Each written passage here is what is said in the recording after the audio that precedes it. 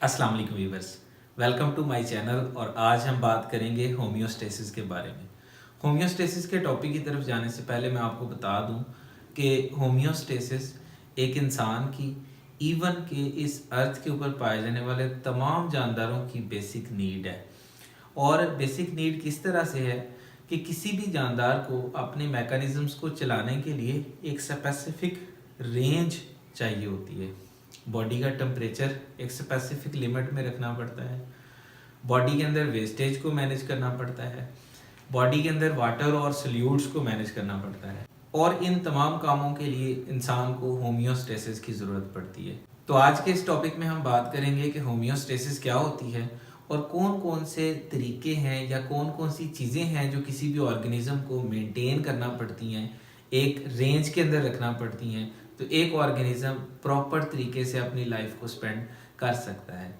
Even के किसी भी चीज़ में जब फ्लक्चुएशंस आती हैं, टेम्परेचर में, वेस्टेज में, वाटर और सल्यूट में, उसका रिजल्ट क्या निकलता है? उसका रिजल्ट ऑर्गेनिज्म के अंदर मुख्तलिफ तरह के बिगाड़ और डिस्टर्बेंस पैदा होती हैं।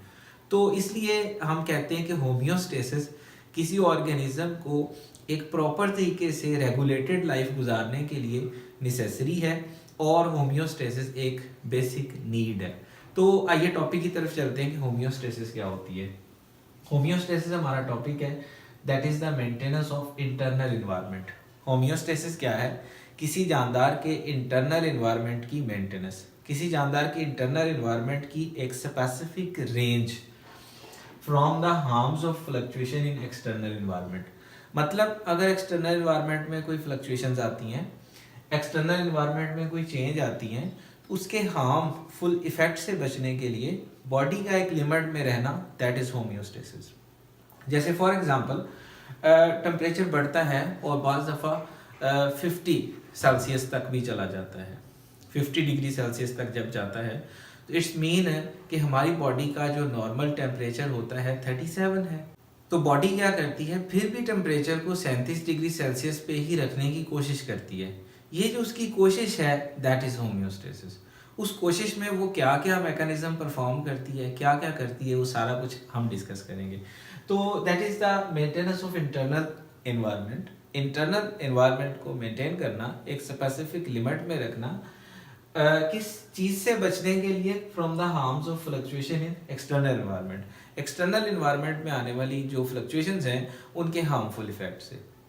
अब ये जो होम्योस्टेसिस है, ये एक मल्टीसेलर जानदार की जब हम बात करते हैं तो एक सेल लेवल पे भी हो रही होती है और एक पूरे जानदार में भी हो रही होती है। मतलब होम्योस्टेसिस पूरी ऑर्गेनिज्म लेवल पे भी हो रही होती है और इवन के बॉडी के अंदर जो एक सेल है उस सेल लेवल पे भी हो रही होती है। तो homeostasis is occurring upon cell level and is also upon organismic level. Let's imagine हमारे पास यहाँ पे एक सेल है और इस सेल के अंदर ये एक कंट्रोल सेंटर लगा हुआ है। ये कंट्रोल सेंटर क्या करेगा? ये कंट्रोल सेंटर एक्सटर्नल फ्लक्चुएशंस को, जो कि बहुत वाइड रेंज में आती हैं, उनको डिटेक्ट करेगा और एक्शंस लेगा कि सेल के अंदर जो फ्लक्चुएशंस हो वो नैरो रेंज में रहें। सेल का, लेट्स सपोज ये ह्यूमन बॉडी का सेल है और इसका टेम्परेचर 37 डिग्री सेल्सियस है। एक्सटर्नल एनवायरनमेंट में एक wide change I, let's suppose यहाँ पे हो गया 50 डिग्री सेल्सियस। तो हमारा कंट्रोल सेंटर जो सेल का है वो क्या करेगा? इसको इंटरनल फ्लक्चुएशंस को नैरो रेंज में रखेगा।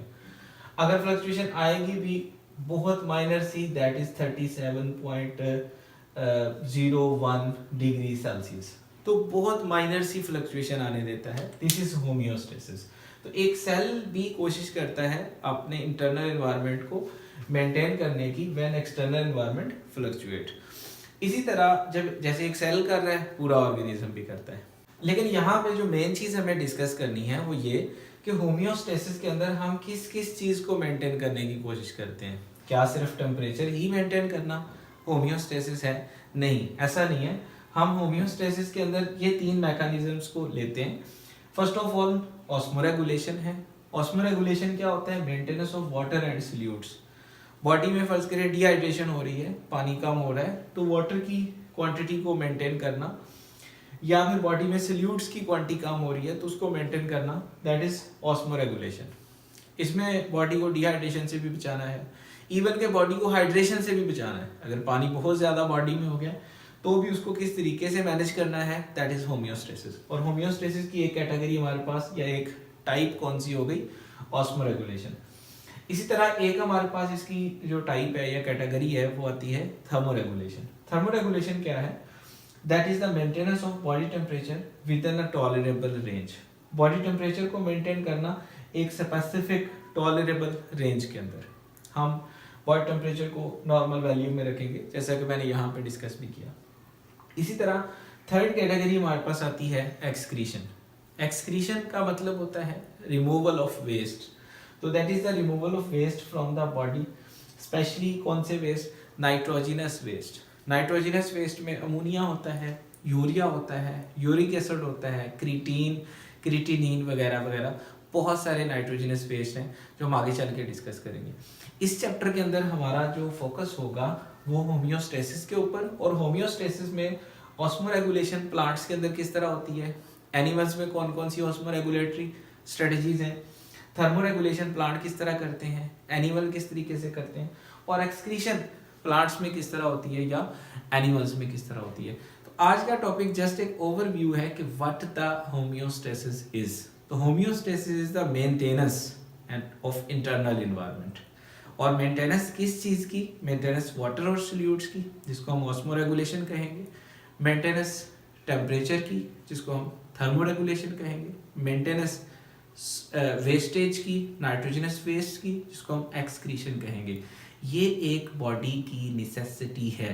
इवन के वेस्ट बॉडी में जमा हो जाए तो भी बॉडी का नॉर्मल मैकेनिज्म नहीं चलता है, इसलिए हमें वेस्टेज को भी रिमूव करना पड़ता है। कोई ना कोई स्ट्रेटजी अपनानी पड़ती है कि हम वेस्ट को बॉडी में से निकालें। अब कैसे निकाला जाता है वो हम आगे चल के मुख्तलिफ टॉपिक्स में डिस्कस करेंगे।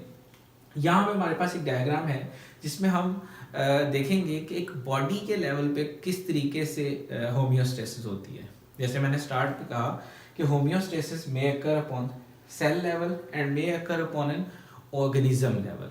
लेट्स सपोज ये हमारे पास एक ब्रेन यहाँ मैंने बनाया, that is the organismic controlling unit. एक जानदार का ये कंट्रोल यूनिट है, कंट्रोल सेंटर है। तो ये पूरी बॉडी को कंट्रोल कर रहा होता है। पूरी बॉडी पे मुख्तलिफ जगहों पे रिसेप्टर्स हैं, मुख्तलिफ जगहों पे इफेक्टर्स हैं, मुख्तलिफ सेल्स हैं जो डिटेक्ट करते हैं। लेट्स सपोज ये मेरा हाथ किसी गर्म चीज़ को लग गया, that mean I have detected hotness, I have detected high temperature. अब पहले मेरा बॉडी टेम्परेचर था नॉर्मल, दैट वाज होम्योस्टेसिस। फिर जब मैंने किसी गर्म चीज़ को टच किया तो इट मीन होम्योस्टेसिस में क्या आ गया, imbalance. There is an imbalance. और ये इम्बैलेंस दोनों सूरतों में हो सकता है। जैसे मैंने फर्ज करें हॉट किसी चीज़ को छुआ है, होम्योस्टेसिस ये प्लस में ले लें, और फर्ज करें मैंने किसी कोल्ड सब्सटेंस को टच किया तो ये होम्योस माइनस में ले लें। मीन फ्लक्चुएशन दोनों साइडों पे आ सकती है। मुमकिन है मेरा बॉडी टेम्परेचर राइज करने लगे, मुमकिन है मेरा बॉडी टेम्परेचर फॉल करने लगे, depending upon the fluctuation. Environment कैसा है, आप किसी बर्फानी इलाके में चले जाएं, बॉडी टेम्परेचर डाउन होने लगेगा, या फिर आप किसी बहुत ज़्यादा गर्म इलाके में चले जाएं, बॉडी टेम्परेचर राइज करेगा। बट बॉडी को क्या करना है, अपने टेम्परेचर को नॉर्मल रेंज में रखना है। अब उसके लिए बॉडी क्या करेगी, जैसे ही फ्लक्चुएशन आई, इम्बैलेंस हुआ, जैसे मैंने कहा इस तरफ को इम्बैलेंस आया, इस तरफ भी इम्बैलेंस हो सकता है। ये इम्बैलेंस के रिजल्ट में क्या होगा, बॉडी के रिसेप्टर्स उसको डिटेक्ट करेंगे।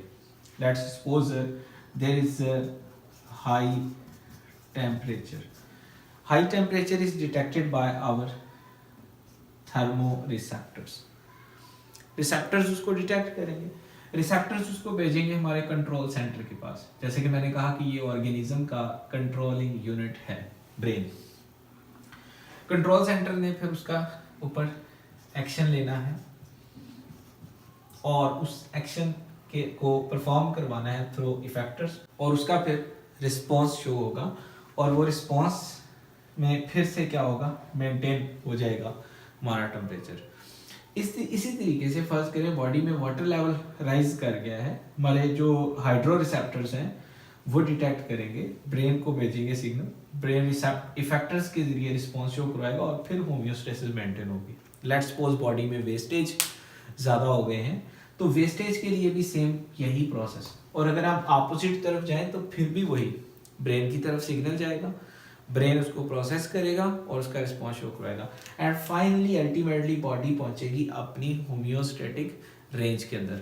तो आज के टॉपिक में मैंने बताया कि होम्योस्टेसिस क्या चीज़ होती है। Homeostasis is the maintenance of internal environment of the body as compare to the fluctuations in external environment, और उसके लिए हम मेंटेन करते हैं वाटर और सॉल्यूट्स को, हम मेंटेन करते हैं टेम्परेचर को, हम मेंटेन करते हैं वेस्ट को। इसके साथ ही मुझे दीजिए इजाज़त, दोबारा मिलेंगे, अल्लाह हाफिज़।